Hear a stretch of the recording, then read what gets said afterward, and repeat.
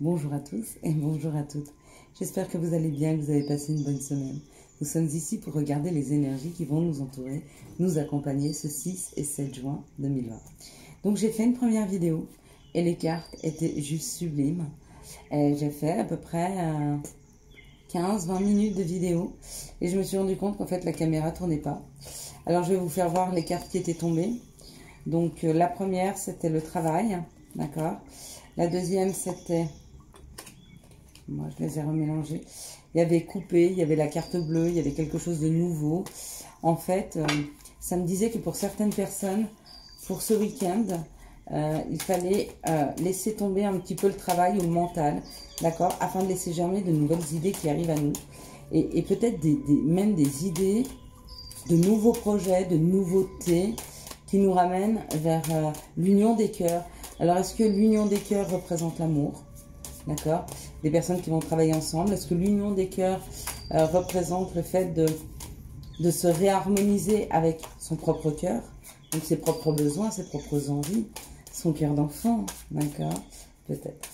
Alors, quelles sont les énergies qui vont nous entourer, nous accompagner pour ce week-end du 6 et 7 juin 2020? Il m'en faudrait encore deux, s'il vous plaît.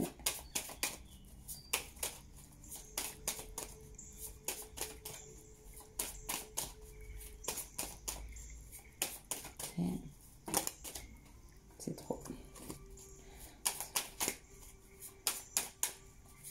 Cette énergie, c'est trop. Il y a un vrai vent de changement. Hein. Il y a un changement dans les énergies. Il y a ces énergies du mois de juin avec cette pleine lune en Sagittaire, mettre du mouvement dans nos vies, mettre de l'action, des nouvelles choses se mettre en place, des nouvelles compréhensions. On avance, on se construit, on se guérit. Magnifique. Moi, j'ai passé une excellente soirée hier et j'ai rencontré une fille charmante, gentille et douce, et qui me parlait du langage des oiseaux. Et elle me parlait de décomposition du mot, et elle me disait qu'elle n'aimait pas le mot guérison, parce que dans le mot guérison, ah pardon, non, c'était pas guérison,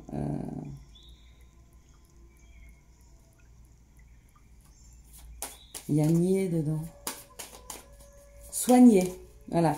Le mot soigner, parce que dans le mot soigner, il y a soi et nier. Se nier, nier ce que l'on ressent. Et je disais, mais c'est tellement ça. On est obligé de se soigner parce qu'on a nié, parce qu'on n'a pas entendu les mots de notre corps. Et qu'à force de ne pas entendre, de ne pas écouter les messages, une maladie prend forme et on est obligé de se soigner. De soigner les mots de ce que l'on a nié, qu'on n'a pas voulu entendre. Et je ne connaissais pas cette forme de langage. Et c'est tellement juste. Elle me parlait de médicaments. Il y a mentir dans médicaments. Il y a mentir. Oui, il y a mentir. 2, 4, 5, 6 et 7. Donc effectivement, je pense que je vais aller étudier un petit peu tout ça. En tout cas, moi hier, j'ai fait des magnifiques rencontres. Donc c'est chouette de s'ouvrir à de nouvelles personnes, de s'ouvrir à de nouveaux endroits. Et souvent, les nouvelles personnes, vous n'allez pas forcément les chercher.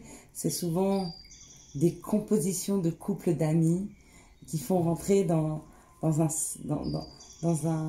cercle de famille d'âmes. C'est comme ça en tout cas que moi je les appelle. En tout cas, mes amis qui sont proches de moi font rentrer de nouvelles et belles âmes. Allez, on est parti. Voilà. Alors, on me parle de sa maison. En même temps, on me parle d'une maison de santé, d'accord? Certaines personnes partent à la campagne, certaines personnes se reposent, et certaines personnes se font du souci pour leur maison. Ou peut-être restent à la maison. Oui, elles restent à la maison pour leur plus grand bonheur. Donc, il y a des personnes qui ont décidé pour ce week-end de ne pas sortir, et ça les rend très heureux. Il y en a d'autres qui partent à la maison, donc dans une maison de campagne, et sont très heureux. Il y en a d'autres qui partent chez des amis mais dans un endroit doux et serein, et ils se sentent heureux, d'accord? Et autour de ces rencontres, autour, ce week-end, il y a des discussions. On discute, vous voyez? On parlemente, on décide, on pas s'affronte, mais on se dit les choses. On se dit les choses. On se dit les choses peut-être parce que quelqu'un fuit la discussion, peut-être parce que quelqu'un veut partir, peut-être parce que quelqu'un veut fuir, peut-être parce que quelqu'un veut partir en voyage. Peut-être que quelqu'un veut partir vers de nouveaux horizons. Et de nouveaux horizons, ça peut être avec la personne avec qui il discute, hein, d'accord? On discute, on met les choses au point pour partir d'un nouveau pied, pour partir vers de nouveaux horizons. Et d'autres qui décident réellement de discuter et de mettre les choses à plat afin de sortir d'une situation. Vous voyez, on baisse les armes. Les armes sont baissées. C'est fini. On finit avec une dualité, on finit avec un procès. On décide de dire ce qu'on a sur le cœur et on lâche l'affaire, d'accord? On baisse les armes. Et voyez, même l'emprisonnement, il est retourné. On sort d'un emprisonnement. Où on s'emprisonne volontairement. Pour moi, on en sort, d'accord? Où on coupe. Si on le prend comme un ciseau, on coupe cet état d'emprisonnement. Ça marche tout aussi bien. Okay. Il est à l'envers. Donc on en sort, d'accord? Je n'ai pas tant l'habitude de lire les cartes à l'envers. Pour moi, si ça sort de l'emprisonnement, ça sort de l'emprisonnement. Mais hors de l'emprisonnement, je n'ai pas la carte de la liberté. D'accord? Donc ce qui peut me faire penser à la liberté, c'est ou l'emprisonnement retourné, donc le contraire de l'emprisonnement, qui est la liberté, ou couper avec l'emprisonnement. Ça marche aussi. En tout cas, c'est comme ça que j'entends les messages. Où on baisse les armes. Et le fait de baisser les armes nous permet de sortir de cet emprisonnement. C'est comme si on posait les choses, mais sans colère. On arrête d'affronter quelqu'un. On arrête d'utiliser la force pour obtenir que l'autre comprenne. Je pense qu'on accepte que peut-être l'autre ne puisse pas comprendre. Alors on le lui dit. On lui dit ce que l'on ressent et on lui dit aussi que peut-être il n'est pas capable de pouvoir comprendre ce que vous ressentez. Mais vous acceptez. Et du coup, fin de la discussion. Fin du games. De cette discussion, si elle est dans la matière, ça amène un message. D'accord? Quelqu'un vous écrit derrière. Quelqu'un vous renvoie un message. Si cette discussion n'est pas dans la matière, mais que c'est vos pensées, c'est ce que vous souhaitez faire, ça déclenche de votre autre une communication. Si vous arrêtez la dualité, si vous arrêtez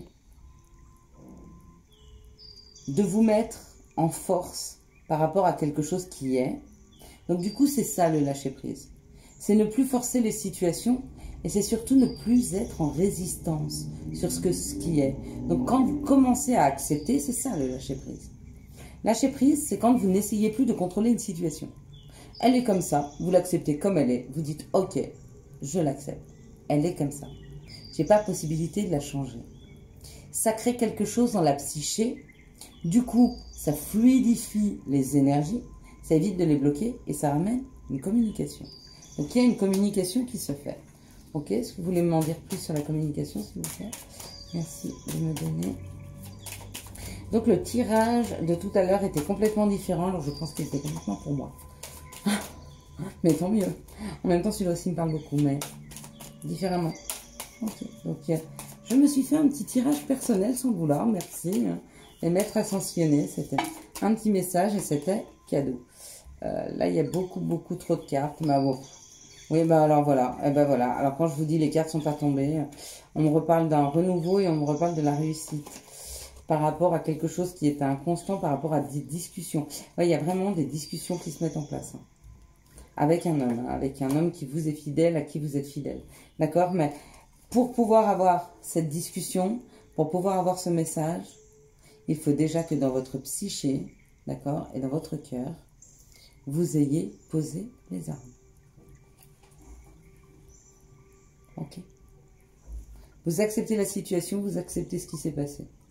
Et ça déclenche quelque chose. D'accord? Ça déclenche un message. Ok, maintenant on va regarder les situations qui arrivent à nous pour ce week-end. Merci de me dire quelles sont les situations qui arrivent vers nous ce samedi et ce dimanche 5 et 6 juin. 6 et 7 d'ailleurs. 6 et 7 juin. Waouh!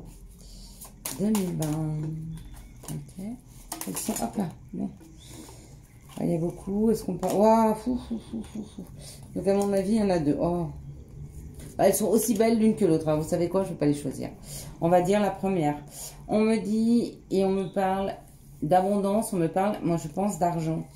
On me dit que une situation financière devient harmonieuse et rapidement.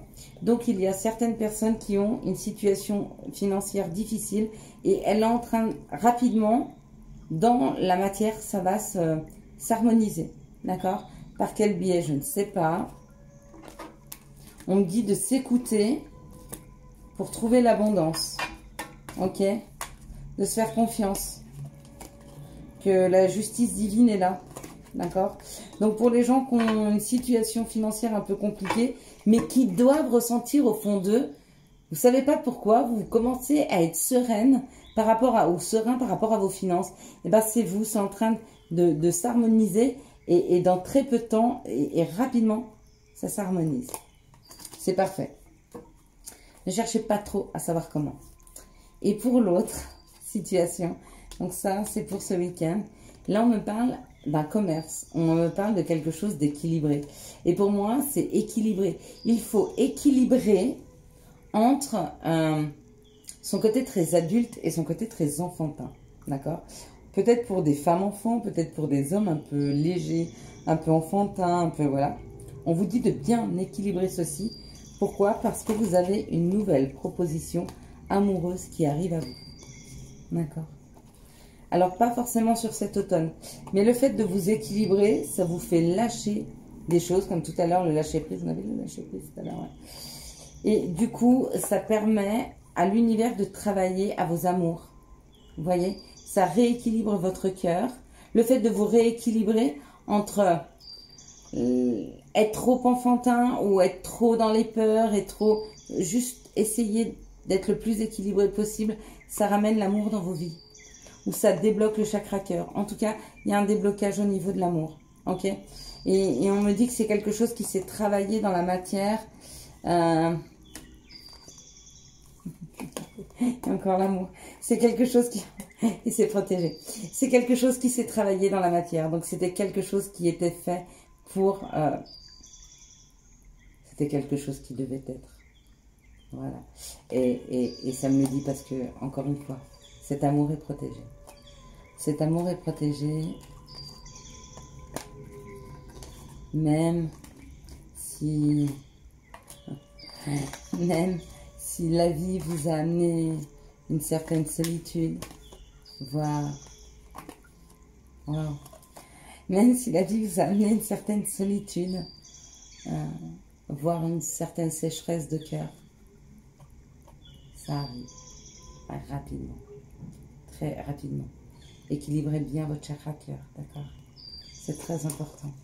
Rééquilibrez-vous bien entre une peur nécessaire qui nous permet de nous défendre et de nous tenir sur nos gardes et une peur non nécessaire, d'accord?